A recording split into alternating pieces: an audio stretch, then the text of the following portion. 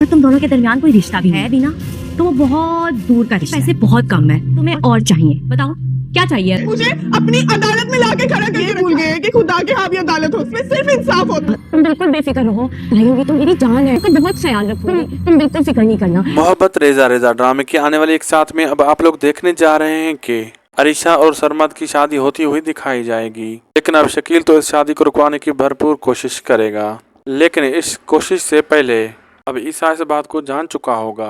अब वो शकील और उसके ऑफिस में सब कारनामे अंजाम दे रहा था और ईसा ये भी जान जाएगा कि इसके पास हाथ में जो कागज है वो जाली है।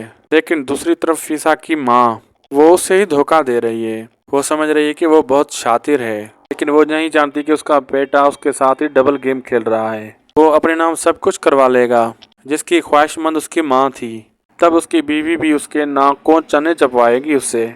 फिर तो उसे सबात की कदर होगी कि सबात ने उसके साथ कितना अच्छा रवैया रखा और उसकी कितनी खिदमत करता था। हालांकि सब कुछ उसका था, उससे धोखे से हथिया गई प्रॉपर्टी पर इतना अतरा रही है और दूसरी तरफ उसका बेटा उसे मुंह लगाना भी गवारा नहीं कर रहा।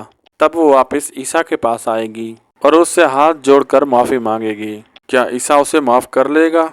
आप लोग इस बारे में क्या कहते हैं? कमेंट बॉक्स में लाजमी बताएं। वीडियो अच्छी लगी तो लाइक करें, शेयर करें और चैनल को लाजमी सब्सक्राइब करें। मिलते हैं अगली वीडियो में, तब तक के लिए अल्लाह हाफिज़।